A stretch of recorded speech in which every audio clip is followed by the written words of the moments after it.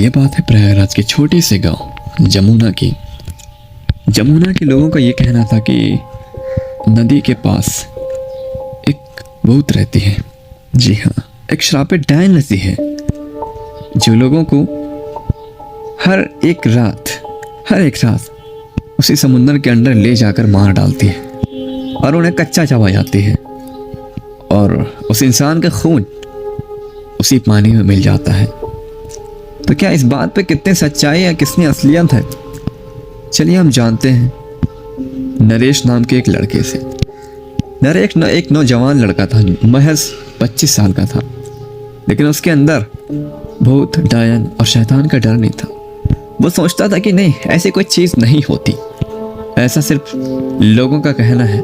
लोग झूठी अफवाह पर यकीन रखते हैं, भूतों पर यकीन रखते हैं, लेकिन दरअसल ऐसी कोई बात नहीं होती, कोई बात नहीं होती। तो नरेश जमुना पहुंचता है अपने नानी के यहाँ। जी हाँ, नानी का घर था नरेश का वहाँ। नरेश जैसे ही जाता है, पहले के 2 दिन वो छानबीन करता है कि क्या सच में यहाँ पर भूत हैं, क्या सच में यहाँ पर शैतान होते हैं, क्या सच में यहाँ पर डायन होते हैं। तो आसपास की सारी चीज़ों को देखता है, ऑब्जर्व करता है, सब कुछ नॉर्मल था, लिटरली सब कुछ नॉर्मल था। तो तीसरे दिन वो अपने नानी से पूछने लगा, क्या नानी, यहाँ पर भूत, प्रेत, डायन, शैतान ये सब चीज़ें होती हैं क्या सच में ऐसा होता है, या फिर सिर्फ ये लोगों का वहम है, लोगों का डर है ये। तो उसकी नानी कहती, नहीं बेटे, ये जो जमुना नदी है ना, श्रापित नदी है। यहाँ पर सच में ना जाने कितने लोगों की लाश डूब चुकी है, कितने लोग मर चुके हैं यहाँ पर, ना जाने कितने लोग गायब हो चुके हैं। सिर्फ दिखता है तो सिर्फ उनका खून, सिर्फ और सिर्फ खून दिखता है उनका। ये बात सुनकर वो कहता है कि नहीं नानी, मैं इस बात पे यकीन नहीं करता, बिल्कुल भी यकीन नहीं करता। मुझे नहीं लगता कि भूत प्रेत नाम के यहाँ पर कोई चीज़ें होती हैं, मैं इन सब चीज़ों पे बिल्कुल भी यकीन नहीं करता। वो फिर कहता है नरेश कि नानी देखिए, मैं यहाँ पर सिर्फ इसीलिए आया हूँ कि मैं भूत प्रेत को देख सकूँ। अगर सच में है तो मुझसे आकर मिले, मैं उसे देखना चाहता हूँ, मैं उसे कैमरा में रिकॉर्ड करना चाहता हूँ, जानना चाहता हूँ उसकी हकीकत कि क्या सच में भूत होते हैं या फिर बस यूं ही झूठी अफवाह। मेरे दोस्तों, बस जैसे ही नरेश एक सप्ताह इधर उधर घूमता है, फिरता है, ऑब्जर्व करता है चीज़ों को कि यहाँ पर भूत प्रेत तो है नहीं, सब चीज़ नॉर्मल है। तो एक रात, वो मंगलवार की रात निकल जाता है उसी जमुना नदी की ओर, और रात के बज रहे होते हैं पूरे के पूरे 2। आसपास पूरा सन्नाटा होता है यार, कुछ भी नहीं होती, आसपास पूरा का पूरा सन्नाटा होता है। वो उसके हाथ में मोबाइल होता है और मोबाइल में टॉर्च चल रहा होता है। उसी के ज़रिए वो धीरे धीरे जमुना के नदी के किनारे पहुंचता है और वो एक बोट पर बैठ जाता है और नाव को धीरे धीरे चलाने लगता है। और जैसे ही वो जमुना के बीचों बीच पहुंचता है, देखता सब कुछ नॉर्मल है, धीमी धीमी से हवा चल रही है, आसपास कुछ आवाज़ भी नहीं आ रही है, बस धीमी धीमी सी हवा है। ये चीज़ देखकर वहाँ पर 5 मिनट बैठता है और गुनगुनाता है कि ये भूत, आ जा यार तू कहाँ है, आ जा यार तू कहाँ है। मैं जानता था कि तू होता नहीं है, लेकिन लोग तुझसे डरते हैं, लोग सिर्फ और सिर्फ तुझसे डरते हैं, दरअसल तू है ही नहीं। बस इतना ही कहना था। फिर वहाँ से नरेश जाने लगता है। जैसे ही वो अपने बोट को वहाँ से जाने लगता है, अचानक से, लिटरली अचानक से क्या होता है कि उसके बोट के पास बहता हुआ लाश नज़र आता है। उसे बहता हुआ लाश नज़र आता है, किसकी पता है? लिटरली नरेश की लाश वहाँ पर उसे नज़र आती है। नरेश तो जिंदा है, लेकिन नरेश की लाश कहाँ से नज़र आ गई उसको?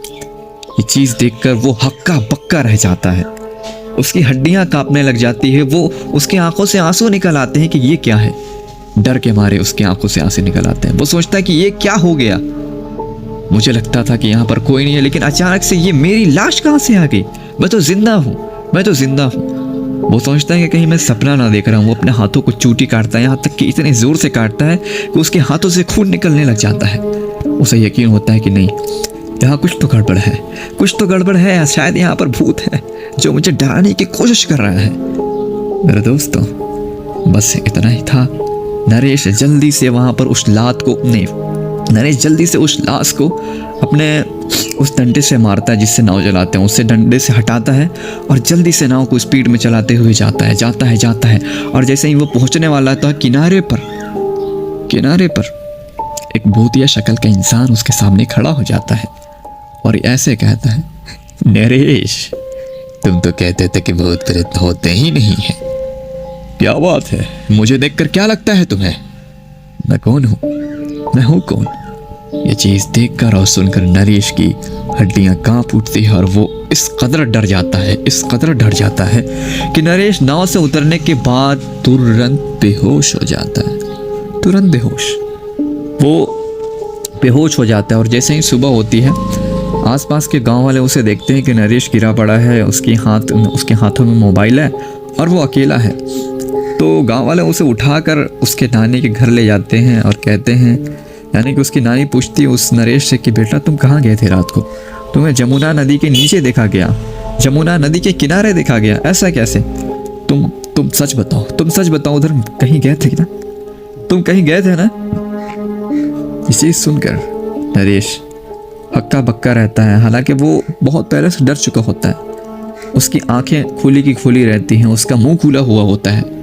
वो डर के मारे कुछ नहीं बोलता, उसकी आवाज़ तक नहीं निकलती, लिटरली आवाज़ तक नहीं निकलती। वो खामोश था।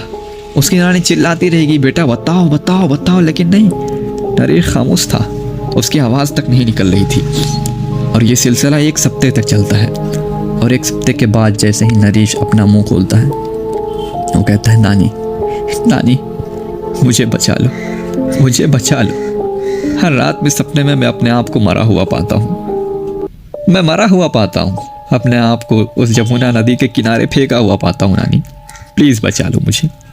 ये चीज़ देखकर समझ जाती है उसकी नानी कि ये नरेश कल रात यानी कि उस रात को जमुना नदी के पास गया होगा और उसी नदी के पास जाने के कारण इसका हालत ऐसा है। तो जल्दी से उसकी नानी उसको तांत्रिक के पास लेकर जाती है और हवन कराती है पूरे घर में और उसका इलाज भी कराती है। हर चीज़ कराने के बाद तांत्रिक कहते हैं कि बेटा देखो, मैं तुम्हें एक तावीज़ देता हूँ, उसको अपने गले में और हाथ में बांध दो और इसे कभी मत निकालना, तुम कभी भी मत निकालना, क्योंकि यही तुम्हारी सेफ्टी है, वरना तुम्हें ये सब अजीब सपने आते ही रहेंगे। तो फिर क्या, तांत्रिक ने वो तावीज़ दी। इस बच्चे ने, यानी कि इस बच्चा नहीं है, 23 साल का है, 24 साल का है, इसने अपने गले पे और हाथ पर बांधा और उसके बाद उसे भूतिया सपने आना बंद हो गए, वो बेकार से ख्यालात आना बंद हो गए। ये सही हो गया मेरे दोस्तों। फिर वहाँ से नानी के पास से रहने के बाद कुछ दिनों के बाद वो अपने घर चला आता है और ये सब चीज़ देखकर, ये सब चीज़ें सुनकर उसके मम्मी पापा सब डर जाते हैं और कहते हैं, बेटा दोबारा ऐसी गलती मत करना, दोबारा ऐसी गलती बिल्कुल भी मत करना। तुझे अगर यकीन नहीं है भूत प्रेत पर तो छान मारने भी मत जा, रात का वक्त हमेशा ख़तरनाक होता है।